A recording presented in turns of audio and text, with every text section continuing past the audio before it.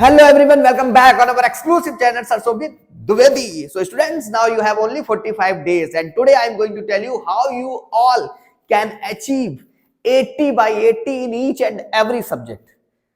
It doesn't matter you are a student of class ISC, class 12th or you are a student of class ICSC 10th. It doesn't matter.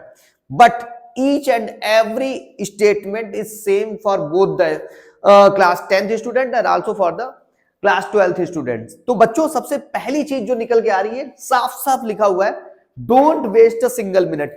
आप अपना एक minute भी जो आपका बहुत ही समय कीमती है उसको वेस्ट मत करना, ठीक है। ये नहीं कि आप फ्रेंडशिप में निकल गए कहीं पे, ठीक है, अपना लॉन्ग वॉक पे निकल गए, है ना, तो एक एक मिनट आपका बड़ा कीमती होने वाला है, उसको किसी भी तरीके से वेस्ट ना करें। Make a time table of 45 days. 45 days के लिए अपना एक अलग टाइम टेबल बनाओ, ठीक है, और उस टाइम टेबल में जो भी है उसको कंसिस्टेंसी के साथ फॉलो करो। कंसिस्टेंसी मींस जो मंडे को कर रहे हो वही ट्यूसडे को कर रहे हो, ठीक है, वो ब्रेक ना हो, कुछ भी हो जाए वो ब्रेक ना हो, ठीक है। एक एक मिनट का एक तरीके से हिसाब किताब पूरा होना चाहिए। एंड फोकस ऑन कंसिस्टेंसी, मैंने बता ही दिया कि किसी तरीके से आप अपने मतलब वर्क में जो आपका टाइम टेबल है उसको बिल्कुल फॉलो करिए, ठीक है। Solve one sample paper with time limit. Time limit मतलब अगर 3 आवर का पेपर है तो 2 आवर 30 मिनट में होना चाहिए। तो एक आपको सैंपल पेपर करना है। सपोज दैट अगर पीसीएम के स्टूडेंट है तो फिजिक्स, केमिस्ट्री, मैथ्स, एक दिन में किसी भी तरीके से इन तीनों को कंप्लीट करना है, ये मान के चलो, ठीक है। इस तरीके से आप अपना टाइम टेबल बनाओ और इस टाइम टेबल में इस चीज को जरूर ध्यान रखें कि सैंपल पेपर के साथ भी आपके पास इतना टाइम बचे कि आप प्रिपरेशन अपनी कर सके, ठीक है।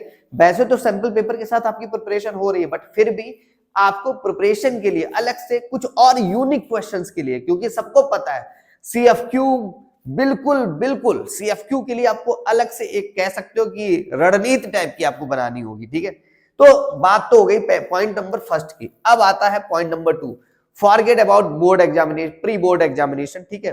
जो प्री बोर्ड के एग्जामिनेशन थे बिल्कुल उनको अब याद करके कोई फायदा नहीं है, अगर आपका हो चुका है तो, ठीक है।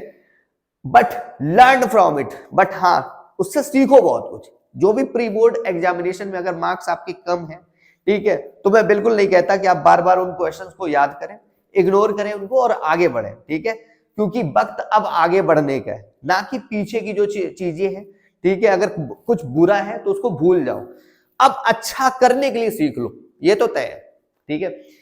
फिर यहां पर ये बहुत इंपॉर्टेंट चीज है कि प्री बोर्ड में हमने देखा बच्चों के रिजल्ट्स काफी डिस्टर्बिंग रहे हैं, ठीक है। तो ऐसा नहीं कि बस उन रिजल्ट्स पर ही फोकस करो, उनको भूलो, आगे बढ़ो और बेहतर करने की कोशिश करो, उनसे सीखो जरूर, है ना।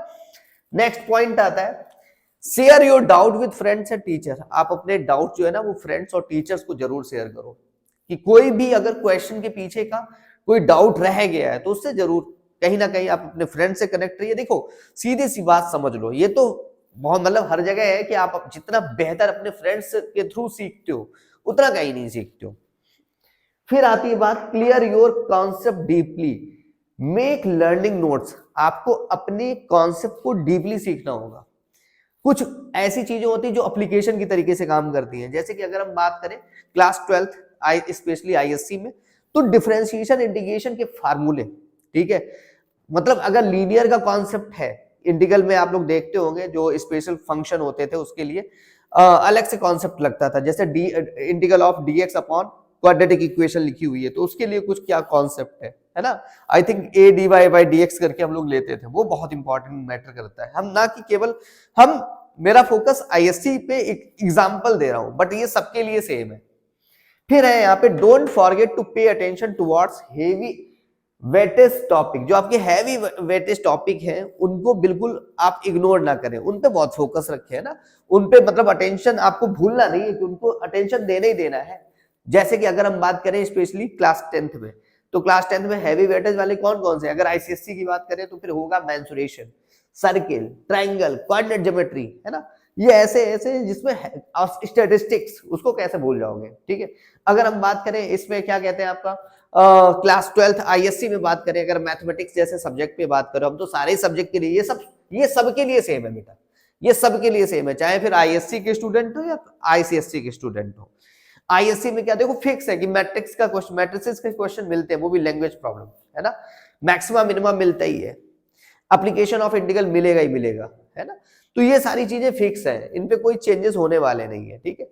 तो ये चीजें हैं, आपको बहुत ध्यान रखना पड़ेगा। देखो अब शुरू कर दो आप, एक सैंपल पेपर, मतलब एक तरीके से यहाँ पे 1 सैंपल पेपर लिखा है, ऐसा नहीं कि पर डे आप एक ही करिए, नहीं, आप कोशिश करिए कि एक दिन में कम से कम minimum 3 physics chemistry math complete हो तीनों, ठीक है, और हर दिन कुछ नया करो, ठीक है।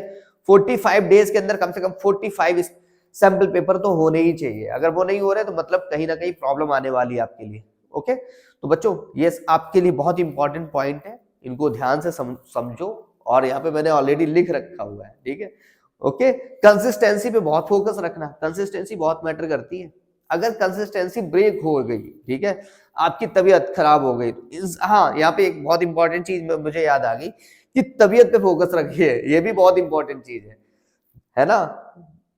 मतलब अगर फिजिकली आप फिट हो तो सारी चीजें, मेंटली भी फिट बिल्कुल ही रहोगे अगर आप फिजिकली फिट हो, तो ये चीज भी ध्यान रखने वाली चीज है, ठीक है, ओके। Good night.